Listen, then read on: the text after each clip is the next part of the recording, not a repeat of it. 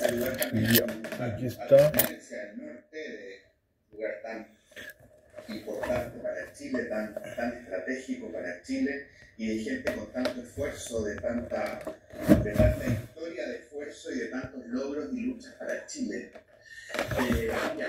Venía con ese hoyito, ahí, con el pellito acá. No, aquí toma roto. Está bien arreglado. De ahí. Y los dos se referían a los puntos de social que además son absoluta y totalmente ajenos a nuestra historia constitucional. Nunca hemos tenido sobre la igualdad sustantiva, pero ha sido bien volado, o bien tratado de meter por una ideología absolutamente materialista y izquierda.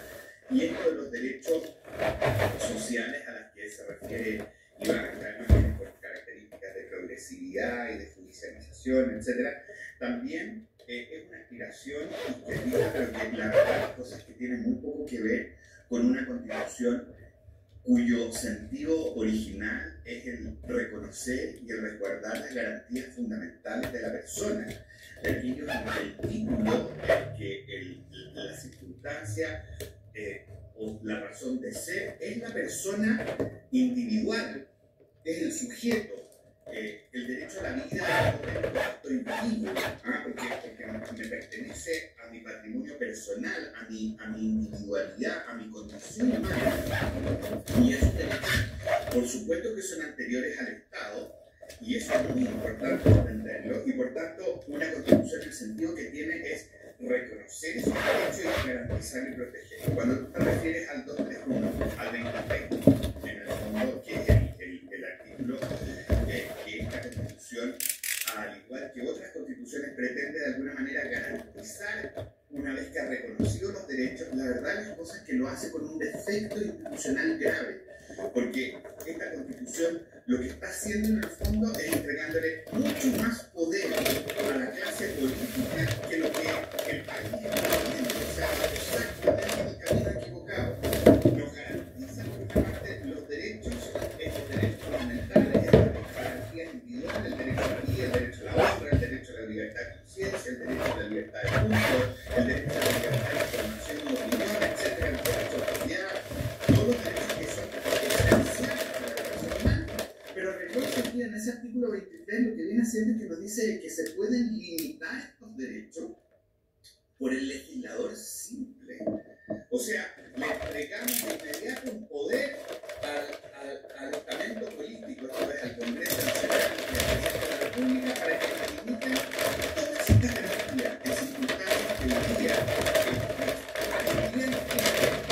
que considera también este reconocimiento una vía cortita, de una manera tan perfecta, tan escrita, como tan descrita, es parte del encantamiento que nos quieren hacer, ¿no? Ya nos están diciendo el artículo 16 viene muy bien redactado, muy bien escrito, pero la diferencia está en que no le entrega el artículo 19 actual, que es el que nos garantiza en la Constitución de una manera tan irresponsable la facultad de limitar todos esos derechos a un legislador simple. No es así.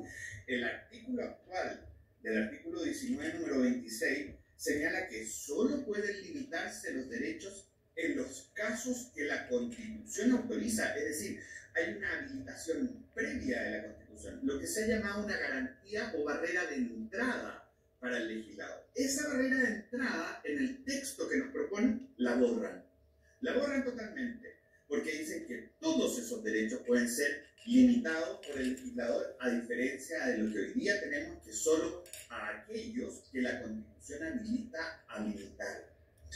A mí me parece que esa diferencia es, como diría la Vanessa, es cuántica, porque me tomo de su concepto, porque es un cambio republicano. Le estamos dando más poder a los políticos para que se limiten todos los derechos, y aún por ley simple, lo que significa verdaderamente una aberración. Quizás después podamos pensar más en esto, pero veo que estamos describiendo solamente el tema, y por eso paso directo al tema de las Fuerzas Armadas. El otro vaciamiento del contenido de ella. Si bien es cierto, se ha considerado un logro que se mantuvo un capítulo de las Fuerzas Armadas, lo cierto es que las funciones de las Fuerzas Armadas fueron vaciadas de todo contenido propio de ellas.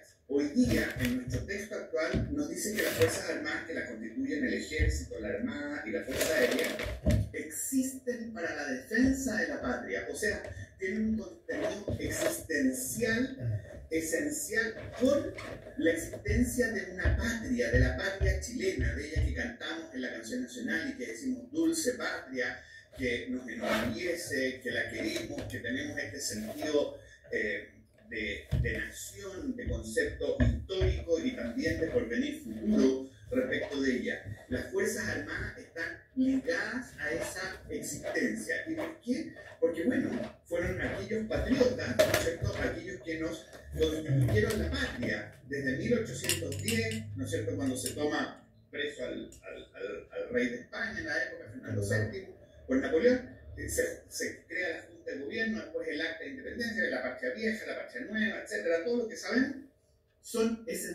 existen para la defensa de la patria. Eso se borra el concepto patria, se borra que existen y se borra que son necesarias para esa existencia. Desde esa perspectiva, olvídense, ni O'Higgins, ni Carrera, ni ninguno de nuestros patriotas, ¿no es cierto?, habrían tenido un sentido porque se les limita en las Fuerzas Armadas, porque se les limita a ellas en el nuevo texto a una mera actividad material, que es la defensa del territorio nacional o la defensa de Chile en el fondo, pero no a su existencia. Y por otra parte, otra de las funciones muy relevantes que tienen las Fuerzas Armadas dice relación con que son esenciales para la seguridad nacional. También esa función se les borra. Y esa función, a mi juicio, es muy grave que se borre, porque la esencialidad respecto de la seguridad nacional es un concepto que está ligado al bien común y que nace en el derecho constitucional clásico, en el derecho constitucional contemporáneo, como una reacción a los totalitarismos que tanto dolor le causaron al mundo occidental. Nace contra el racismo, contra el fascismo, contra el comunismo, que tantas muertes, ¿no es cierto?, le han legado al mundo y que tanto han subyugado al hombre.